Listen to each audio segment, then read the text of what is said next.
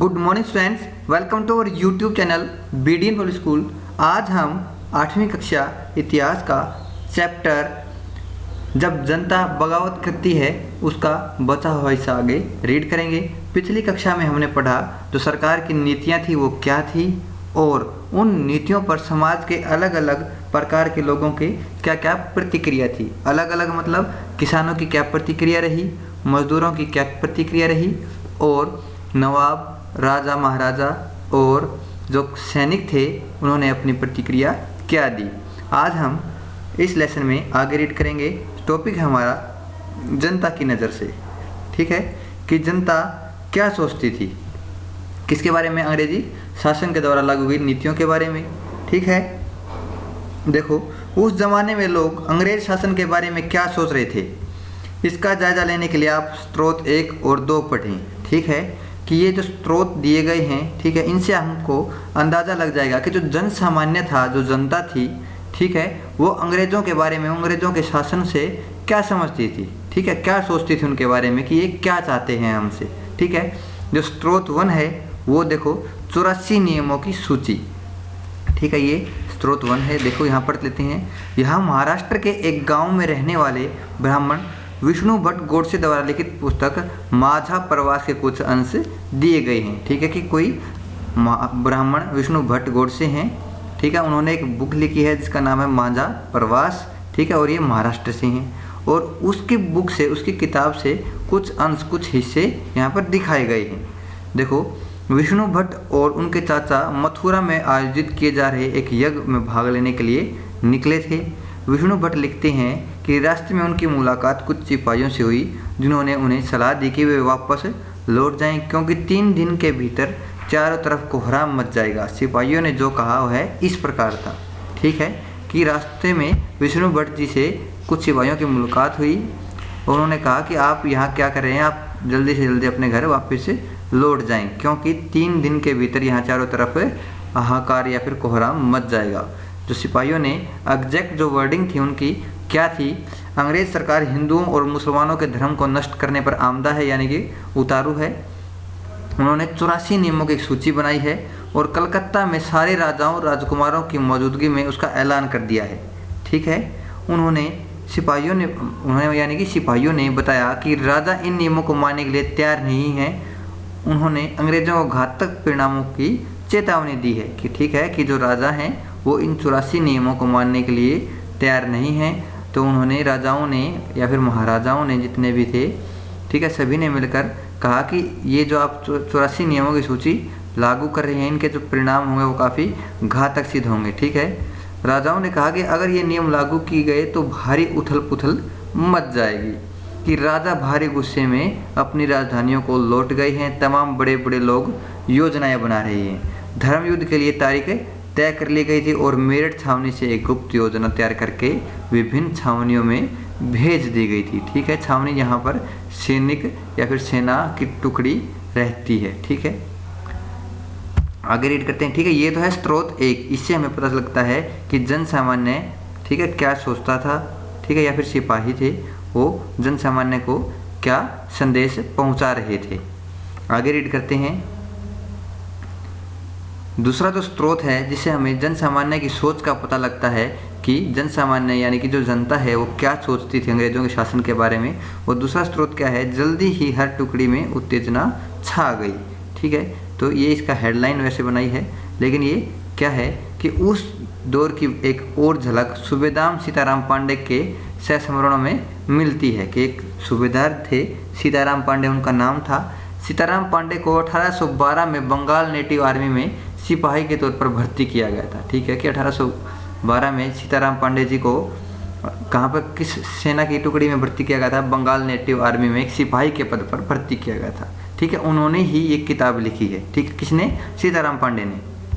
उन्होंने 48 साल तक नौकरी की और 1860 में वो सेवानिवृत्त हो गए। ठीक है, यानी कि उन्होंने 12 में ज्वाइनिंग की, ठीक है, यानी कि भर्ती की अपनी, और 60 में वो अपनी सेवा से निवृत्त हो गए। ठीक है, तो उन्होंने 48 साल तक नौकरी की। उन्होंने बगावत को दबाने में अंग्रेजों की मदद की, हालांकि उनका बेटा भी विद्रोहियों के साथ था। देखो, ये अंग्रेज भगत थे। ठीक है, यानी कि ये अंग्रेज़ों की पैरवी करते थे, ठीक है। लेकिन इनका जो बेटा था वो विद्रोहियों के साथ था, ठीक है, विद्रोही सैनिकों के साथ था, यानी कि अंग्रेज़ों के खिलाफ था।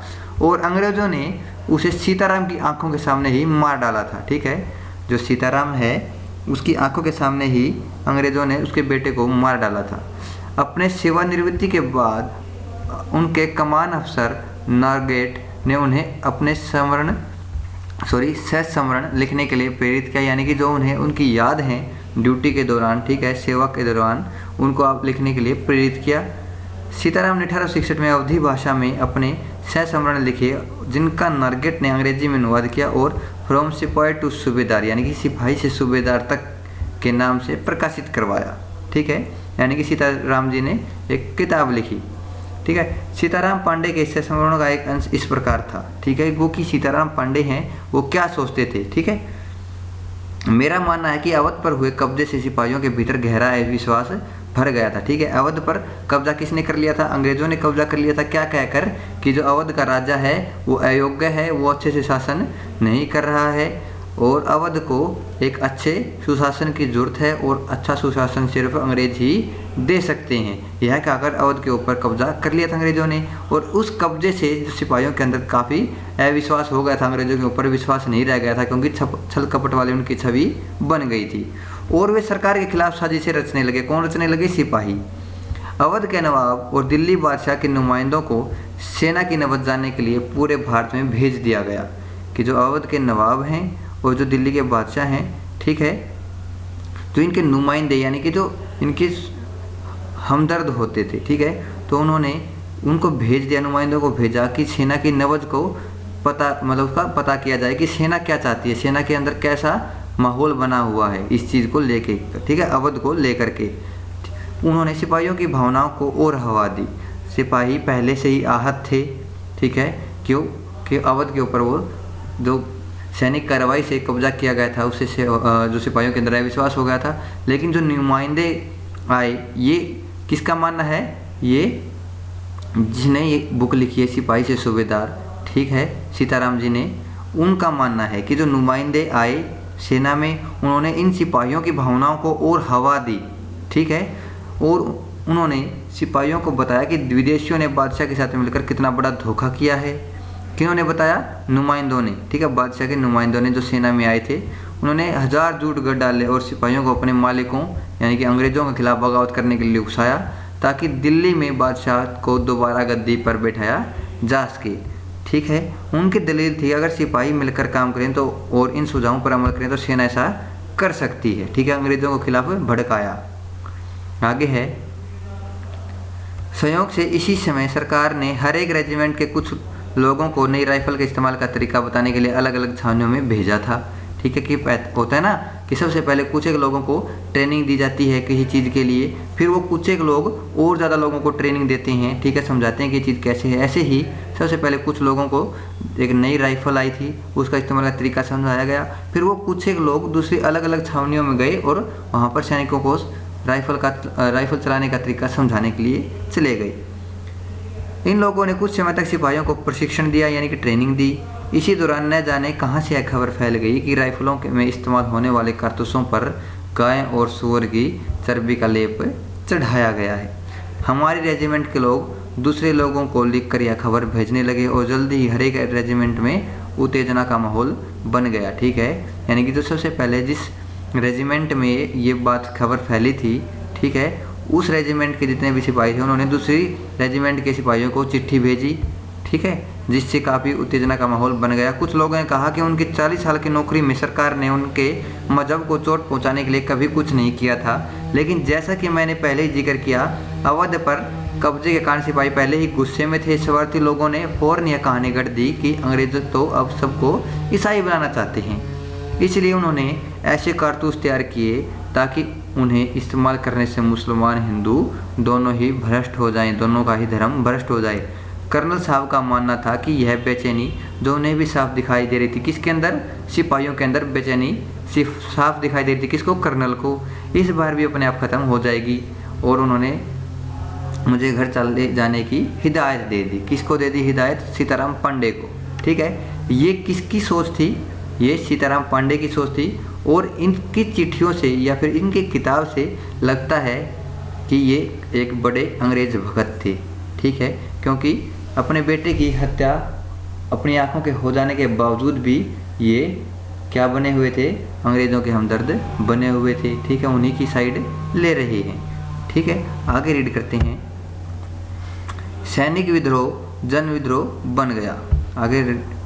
आगे है, यद्यपि शासक और प्रजा के बीच संघर्ष कोई अनोखी बात नहीं होती, लेकिन कभी कभी ये संघर्ष इतने फैल जाते हैं कि राज्य की सत्ता छिन्न भिन्न हो जाती है, ठीक है, कि कभी कभी शासक यानी कि जो राजा होता है उसके और प्रजा के बीच में संघर्ष हो जाता है, लेकिन कभी कभी ये संघर्ष अगर हद पार कर जाए तो राजा की सत्ता भी छीनी जा सकती है।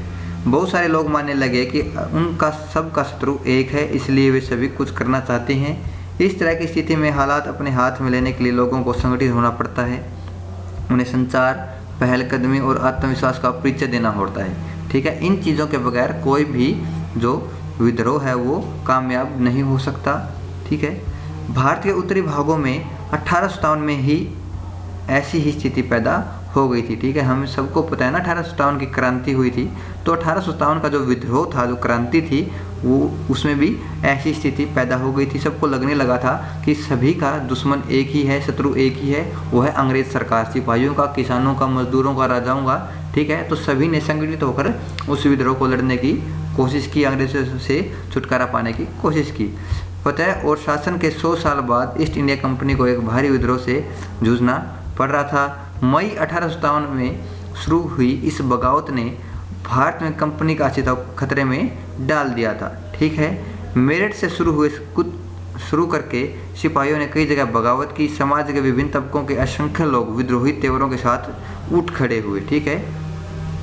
कुछ लोग मानते थे कि 19वीं सदी में उपनिवेशवाद के खिलाफ दुनिया भर में सबसे बड़ा सशस्त्र संघर्ष था, ठीक है। उपनिवेशवाद क्या होता है कि जब एक देश दूसरे देश के ऊपर कब्जा कर ले, ठीक है, तो वो दूसरा देश पहले वाले देश का उपनिवेश बन जाता है, ठीक है। इसी तरीके से अंग्रेज़ों ने जिस तरीके से भारत के ऊपर कब्जा किया था, दुनिया के अलग अलग देशों पर कब्जा कर रखा था, ठीक है, यानी कि उसके बहुत सारे उपनिवेश थे, और उन सभी उपनिवेशों में सबसे जो बड़ा विद्रोह हुआ था वो भारत उपनिवेश के अंदर हुआ था, ठीक है। आगे रीड करते हैं।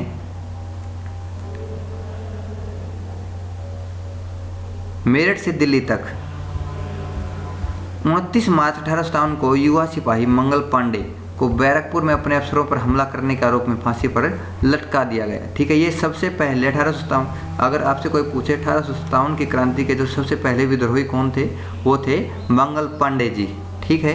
तो इनको क्या किया गया, फांसी पर लटका दिया गया और आरोप लगा कि आपने अपने जो अफसर हैं उन पर हमला किया। चंद दिन बाद मेरठ में तैनात कुछ सिपाहियों ने नए कारतूसों के साथ फौजी अभ्यास करने से इनकार कर दिया। सिपाहियों को लगता था कि उन कारतूसों पर गाय और सूअर की चर्बी का लेप चढ़ाया गया था। 85 सिपाहियों को नौकरी से निकाल दिया गया। उन्हें अपने अफसरों का हुक्म न मानने के आरोप में 10-10 साल की सजा भी दी गई। यह 9 मई 1857 की बात है। मेरठ में तैनात दूसरे सिपाही भारतीय सिपाहियों की प्रतिक्रिया बहुत ज़बरदस्त रही। 10 मई को सिपाहियों ने मेरठ की जेल पर धावा बोलकर वहां बंद सिपाहियों को आज़ाद करा लिया। उन्होंने अंग्रेज अफसरों पर हमला करके उन्हें मार गिराया। उन्हें बंदूक हथियार कब्जे में ले लिए और अंग्रेज़ों की इमारतों या संपत्तियों को आग के हवाले कर दिया। उन्होंने फिरंगियों किसको बोला गया है, अंग्रेज़ों को, फिरंगियों के खिलाफ युद्ध का ऐलान कर दिया। सिपाही पूरे देश में अंग्रेज़ों के शासन को ख़त्म करने पर आमदा थे, लेकिन सवाल यह था कि अंग्रेज़ों के जाने के बाद देश का शासन चलाएगा कौन, ठीक है। क्यों, उन्होंने सब ने मान लिया था कि अब अंग्रेज़ों की खैर नहीं है, अंग्रेज़ों का शासन हम ख़त्म कर देंगे, लेकिन अंग्रेज़ों के बाद अब शासन कौन करेगा। सिपाहियों ने इसका भी जवाब ढूंढ लिया था। वे मुग़ल सम्राट बहादुर शाह जफ़र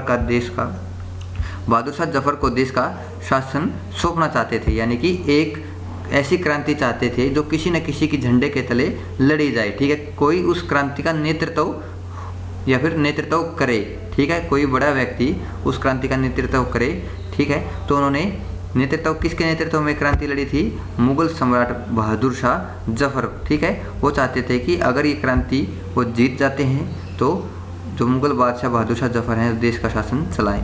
आगे है, मेरठ के कुछ सिपाहियों की एक टोली 10 मई को रात घोड़ों पर सवार होकर मुँह अंधेरे ही दिल्ली पहुंच गई, ठीक है, कि मेरठ से कुछ सिपाही दिल्ली पहुँचे, ठीक है, घोड़ों पर सवार होकर। जैसे ही उनके आने की खबर फैली, दिल्ली में तैनात टुकड़ियों ने भी बगावत कर दी, ठीक है। यहाँ भी अंग्रेज अफसर मारे गए। देसी सिपाहियों ने हथियार व गोला, देसी सिपाही यानी कि जो भारत के सिपाही थे, ठीक है, अंग्रेजों की सेना में, ठीक है, सैनिक अंग्रेजों के भी होते थे और भारत के भी होते थे, लेकिन यहाँ पर बोला गया देसी सिपाहियों ने हथियार व गोला बारूद कब्जे में ले लिया और इमारतों को आग लगा दी। विजयी सिपाही लाल किले की दीवारों के आसपास जमा हो गए। वे बादशाह से मिलना चाहते थे। बादशाह अंग्रेजों की भारी ताकत से दो दो हाथ करने को तैयार हो गए, ठीक है। उन्होंने स्वीकार कर तैयार नहीं थे, लेकिन सिपाही भी अड़े रहे। सबसे पहले उन्हें आनाकानी की, ठीक है, कि ऐसा नहीं हो सकता, लेकिन सिपाही भी अड़े रहे कि आपको आपके नेतृत्व में ये विद्रोह लड़ना ही होगा। आखिरकार वे जबरन महल में घुस गए और उन्होंने बहादुर शाह जफर को अपना नेता घोषित कर दिया, ठीक है। यानी कि उनके नेतृत्व में ये घोषणा हो गई कि ये जो क्रांति है बहादुर शाह जफर के नेतृत्व में लड़ी जा रही है। बूढ़े बादशाह यानी कि जिस समय बहादुर शाह जफर को नेता घोषित किया गया क्रांति का, उनकी उम्र हो चली थी, ठीक है, वो बूढ़े हो चुके थे। बूढ़े बादशाह को सिपाहियों की यह मांग माननी पड़ी। उन्होंने देश भर के मुखियाओं और शासकों को चिट्ठी लिखकर अंग्रेजों से लड़ने के लिए भारतीय राज्यों का एक संघ बनाने का आह्वान किया। किन्होंने किया? जो बादशाह हैं बहादुर शाह जफर, ठीक है। बहादुर शाह के इस एकमात्र कदम के गहरे परिणाम सामने आए। अंग्रेजों से पहले देश के एक बहुत बड़े हिस्से पर मुगल साम्राज्य का ही शासन था, ठीक है। अंग्रेजों से पहले किसका शासन था? मुगलों का था। ज़्यादातर छोटे शासक और रजवाड़े मुगल बादशाह के नाम पर ही अपने इलाके को शासन चलाते थे, ठीक है। वो नहीं मानते थे कि वो अंग्रेजों के अधीन है, वो मुगलों के अधीन अपने आप को मानते थे और उन्हीं के नाम से शासन चलाते थे।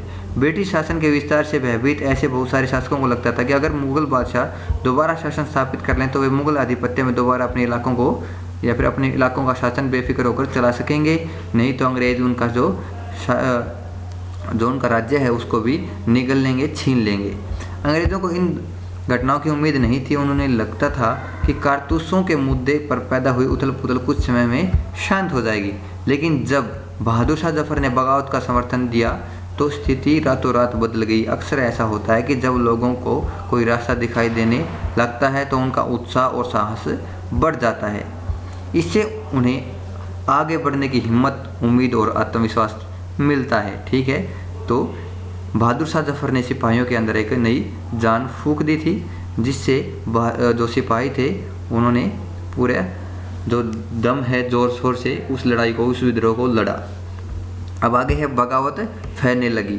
जब दिल्ली से अंग्रेज़ों के पैर उखड़ गए तो लगभग एक हफ्ते तक कहीं कोई विद्रोह नहीं हुआ। जाहिर है खबर फैलने में भी कुछ समय तो लगना ही था, लेकिन फिर तो विद्रोहों का सिलसिला शुरू हो गया। एक के बाद एक हर रेजिमेंट में सिपाहियों ने विद्रोह कर दिया और वे दिल्ली, कानपुर व लखनऊ जैसे मुख्य बिंदुओं पर दूसरी टुकड़ियों का साथ देने को निकल पड़े। उनकी देखा देखी कस्बों और गांव के लोगों ने भी बगावत के रास्ते अपना लिए। वे स्थानीय नेताओं, जमींदारों और मुखियाओं के पीछे संगठित हो गए। ये लोग अपनी सत्ता स्थापित करने लगे और अंग्रेज़ों से लोहा लेने को तैयार हो गए, यानी कि अंग्रेज़ों से लड़ाई लड़ने को तैयार हो गए। स्वर्गीय पेशवा बाजीराव के दत्तक पुत्र नाना साहेब कानपुर के पास रहते थे। उन्होंने सेना इकट्ठा की और ब्रिटिश सैनिकों को शहर से खदेड़ दिया। उन्होंने खुद को पेशवा घोषित किया। उन्होंने ऐलान किया कि वह बहादुर शाह जफर के तहत गवर्नर हैं, यानी कि उनके जो सरकार है उनके द्वारा निर्मित उसके गवर्नर वो हैं। लखनऊ की गद्दी से हटा दिए गए नवाब वाजिद अली शाह के बेटे बिरजिस कदर को नया नवाब घोषित कर दिया गया, ठीक है। आगे रीड करते हैं लेसन। बिरजिस कदर ने भी बहादुर शाह जफर को अपना बादशाह मान लिया। उनकी मां बेगम हजरत महल ने अंग्रेज़ों के खिलाफ विद्रोह को बढ़ावा देने में बढ़ चढ़कर हिस्सा लिया। झांसी में रानी लक्ष्मीबाई भी विद्रोही सिपाहियों के साथ जा मिली। उन्होंने नाना साहेब के सेनापति तात्या टोपे के साथ मिलकर अंग्रेज़ों को भारी चुनौती दे डाली, ठीक है। आगे है विद्रोही टुकड़ियों के सामने अंग्रेज़ों की संख्या बहुत कम थी। बहुत सारे मोर्चों पर उनकी ज़बरदस्त हार हुई। इससे लोगों को यकीन होगा कि अब अंग्रेज़ों का शासन खत्म हो चुका है। अब लोगों को विद्रोह में कूद पड़ने का गहरा आत्मविश्वास मिल गया था। खास तौर से अवध के इलाके में चौतरफा बगावत की स्थिति थी।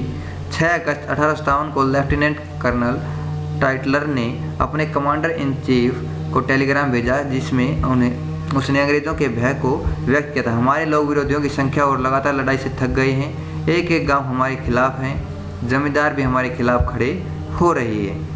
इस दौरान बहुत सारे महत्वपूर्ण नेता सामने आए। उदाहरण के लिए फैजाबाद के मौलवी अहमदुल्ला शाह ने भविष्यवाणी कर दी कि अंग्रेज़ों का शासन जल्दी ही खत्म हो जाएगा। वह समझ चुके थे कि जनता क्या चाहती है। इसी आधार पर उन्होंने अपने समर्थकों की एक विशाल संख्या जुटा ली। अपने समर्थकों के साथ वे भी अंग्रेज़ों से लड़ने लखनऊ जा पहुँचे।